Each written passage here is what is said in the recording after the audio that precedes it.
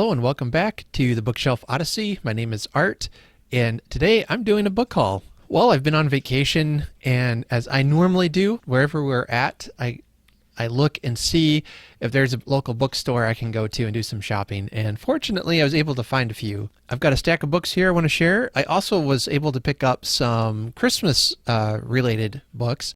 But I'll talk about those on my Christmas channel, and I'll leave the link down below to the video if it hasn't been out, if it's not out yet. And you can take a peek there at some of the Christmas books I was able to pick up. A couple of Christmas Carol editions, as well as some other Christmas-related books. So if you're in the mood for some Christmas in August or September, or really whenever you happen to watch this video, you're my kind of person. So you can check out the video there. The first book I want to share with you is called Murder in the Paperback Parlor, and it's by Ellery Adams. It's a cozy mystery series that's called a book retreat mystery series. And this sounded interesting. I picked this up from the book rack in Cape Girardeau, Missouri, and a wonderful used bookstore. We go to Missouri about once a year to visit my in-laws, and they live about an hour from Cape Girardeau, and they have Cape Girardeau has a wonderful little bookstore there. This is book 2 in the series. They didn't have book 1. They had all of the books except for book 1. And so I've got book 1 ordered. It's on its way, but it takes place at a book retreat. It's a place called Storyton Hall, the perfect getaway for literature lovers, except when a guest tries to get away with murder. It looks like there are currently 9 books in the book retreat mystery series. And I'm going to read to you what the first book is about, because I won't be starting with book 2. I'm not a barbarian. I'm going to start with book 1. But it says this: someone retreats to murder and mayhem in the first mystery in the New York Times bestselling book retreat series. Tucked away in the rolling hills of rural Western Virginia is the storybook resort of Storyton Hall, catering to book lovers who want to get away from it all. To increase her number of bookings, resort manager Jane Stewart has decided to host a Murder and Mayhem week so that fans of the mystery genre can gather together for some role-playing and fantasy crime solving. So far, so good, right? But when the winner of the scavenger hunt, Felix Hampden, is found dead in the mystery suite, and the valuable book he won as his prize is missing, Jane realizes one of her guests is an actual murderer. Amid a resort full of fake detectives, Jane is bound and determined to find a real-life killer. There's no room for error as Jane tries to unlock this mystery before another vacancy opens up. And that's called Murder in the Mystery Suite by Ellery Adams. And I was really excited to find a new series to read. It looks like the series itself looks like it's book themed. So book 2 again is Murder in the Paperback Parlor. Book 3 is Murder in the Secret Garden. Book 4 is Murder in the Locked Library, and then so on. The rest of the series is there, and they're all available on Kindle, on Amazon, all over the place. They're widely available. So I'll be reading that story soon. Now, this next book is part of a set I picked up of old Dickens, an old Dickens collection. Our local library was having a book sale, and somebody had donated a ton of old books. So I got 8 out of a series of 15 books by Charles Dickens. I think these were probably published early 1900s. I think I saw one of them had an inscription in the front that said 1909 on it. I always love getting those books with inscriptions, because then you can at least,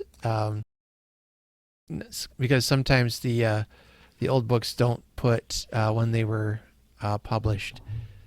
But that might have been another book series I got. But this was a copy of Our Mutual Friend. This is one of the better editions that was in the collection. Some of them are pretty fragile and are falling apart. And so I might use them as practice to do something I've always wanted to learn to do, which is book repair. So I might do that, because these books, they only cost $1.50 each. So I feel like if I really mess it up, I wouldn't be wasting too much money. But they're so fragile. The pages are so fragile. Like I said, this is one of the better ones, but I'm almost afraid to even open them. But I hate having books just for decoration. I like to actually read the books I own, and especially these old ones. You get some beautiful illustrations in them like that, and it looks like I can find some of the other ones online or somewhere in old bookstores, and I'll be able to slowly maybe complete that set. That'd be pretty fun. Another old book collection I found at the library sale was a set of O. Henry stories collection. I think there were 11 in that set I got, and these are in much better shape than the Dickens novels were, which means they probably weren't read very much, but they're really beautiful. No illustrations that I could see, but in really good condition. Again, early 1900s. I think this was 1920, it said, 1910. So they're over 100 years old. 1919 is one of the latest copyright info on that. And I got 11 different collections. I've got to assume that's a pretty almost complete collection, or if not, pretty close to it. Again, $1.50 each. I just couldn't turn it away. I love O. Henry stories.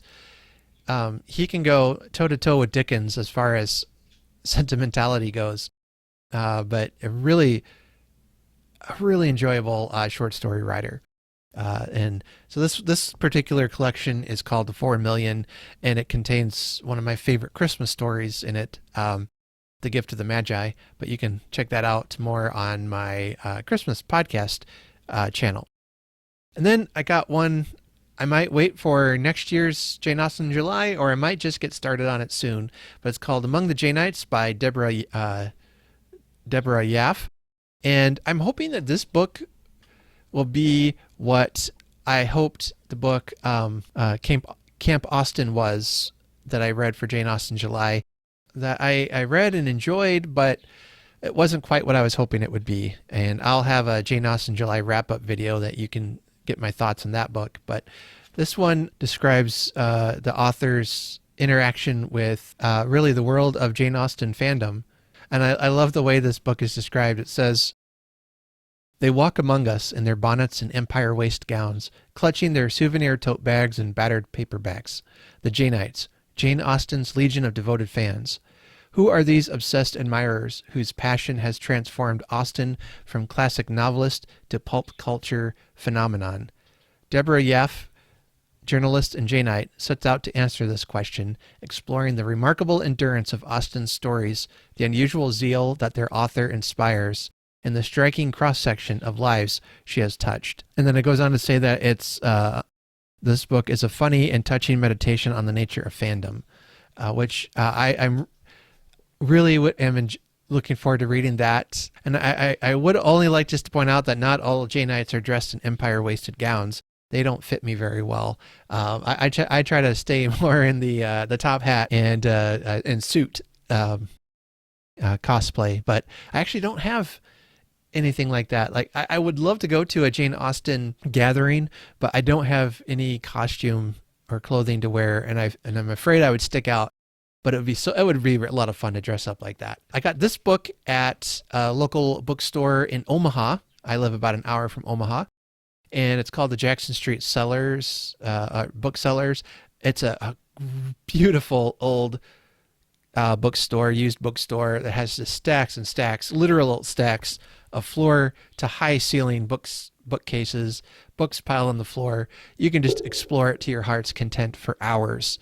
And I have found so many good finds there as far as some of my favorite classic authors, biographies, memoirs, things like that surround my favorite authors. In fact, these next books I show you are all from this bookstore. So speaking of obsessed fandom, I was able to pick up The Artful Dickens by John Mullan. Now I listened to the audio book version of this, but I've wanted to have a copy of it, and it was a good price, so I was able to pick it up. And then I found another Jane Austen book that's been on my to buy list. It's called Jane's Fame: How Jane Austen Conquered the World by Claire Harmon. And here it is there. And this book is, I think, a bit of a biography, but it also looks at, as it says in the blurb here, how did a young woman who wrote of 3 or 4 families in a country village come to influence statesmen, anarchists, romance writers, critics, readers in dozens of languages, and now enjoy almost continuous revival. And so in this book, Claire Harmon gives us the complete biography of both the author and her lasting cultural impact, making this essential reading for anyone interested in Austen's life, works, and remarkably potent fame. So that's going on my TBR list for sure. One of the things that I found, when I finished reading like all of Dickens's major novels, I was a bit sad, and same with Jane Austen, because there's nothing new that they wrote. And yes, I thoroughly enjoy rereading, but then I found that reading about the authors, biographies, literary criticism, things like that, give me a deeper appreciation for them, for the time period they wrote, as well as a better understanding of their books, because I feel like more and more I'm able to read them with context of the author's life, of the author's culture. So that's been a way I've been able to extend my enjoyment of these authors after I have finished reading most or all of their books. And so another biography I was able to pick up at the bookstore is one by James Pope Hennessy, and it's an Anthony Trollope biography. This biography was published in 1971, and the author is the grandson of an Irish member of Parliament who is widely believed to have been the prototype for the hero of Trollope's novel Phineas Finn. And so he's written this major critical biography of Anthony Trollope. I was excited to find this. Some of my favorite authors, like Trollope and Gaskell, I haven't been able to find as much written about them as I have, for like Dickens and Jane Austen. At this bookstore, there were several books I didn't get biographies about those two, because there were just so many and so much available. But this I was able to get a hold of. Was really excited to grab this one. I can find out more about him. Now, I haven't read all of Trollope's books, but I've read his 2 main series, and I'm going to be starting to read through his standalone novels, things like that. So I might wait a little bit to read that, depending on if there's spoilers for those books or not. I know I did this once with a Dickens biography. I kind of skipped some of it because the biography I happened to be reading was talking about some of the plot details of his books that I hadn't read yet, and I didn't want any spoilers. And yes, I'm still in a kerfluffle over spoilers, even for books written over 200 years ago. Just because everybody else has read it doesn't mean I've read it yet, and I don't like spoilers. So there you are. All right. And then I got another book about Dickens. It's called The World of Charles Dickens. A beautiful cover there of one of his of a painting that was made about him. One of my favorite paintings about him. It's written by Angus Wilson. It looks at the life of Dickens, but also at the culture that he was writing in. And there's a lot of illustrations in it as well. And I was able to pick this up at the bookstore in Omaha. I had read a book by him just, was it last year? It's called The Mystery of Charles Dickens. So it looks at some of the more mysterious aspects of his life, whereas this volume looks at the world as a whole. I think this will be a great Victober read, perhaps. So we'll see how that turns out. Yes, and then back to Missouri, I found this book called Dickens of London by Wolf Mankowitz. Again, I picked this up at the book rack in Missouri. And this one looks specifically at London and what Dickens wrote of it, and a lot of illustrations in this one as well. It's an older biography, but one I didn't have and hadn't actually heard of either. So I was very excited to find that. And to me, these are treasures to find because I am so interested, in the Victorian era, in the literature that was produced, in the culture, And I feel like there's still so much more I can learn about it. And so, events like Victober are helpful that bring light to that time period. Yeah, I know that it wasn't a pleasant time for everyone. There were some great difficulties. There was racism. There were all those things. But warts and all, it's a time period that I find very intriguing, and I'm looking forward to reading more about it through the lens of some of my favorite authors. So that was my vacation book haul, and I always judge my vacation success based on the amount of books I'm able to find. Well, that's just one thing, really, but it's a pretty big thing. But based on that, I had a really good vacation. I came home with some great treasures. Let me know if you love bookstore shopping. If you have a good bookstore near you that you want to shout out, I'd love to hear about that. Speaking of getaways and vacations, have you ever wanted to stay at Satis House bed and breakfast? Okay, I've had a couple people ask me about this cup. I designed it last year for our Great Expectations read-along. It says, I don't know if you can read that, but it says, "Enjoy Miss Havisham's Satis House Bed and Breakfast, established 1861. Ask about our bridal suite." And just an old picture of a building there. I don't know. I always say that I really amuse myself, and I made that mostly just for my own personal enjoyment and as a memento for the book read-along we did. That I still have very fond memories of. But a couple folks have bought that. I'll make sure to link the in the show notes if you'd like to purchase that as well. It comes in 2 sizes. I like the bigger sized coffee mugs, but there is the more normal size as well. So might be something you'd enjoy.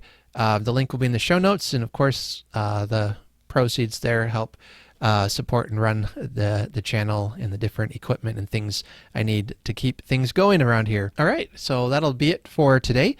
I will catch you next time. So until then, happy reading and take care.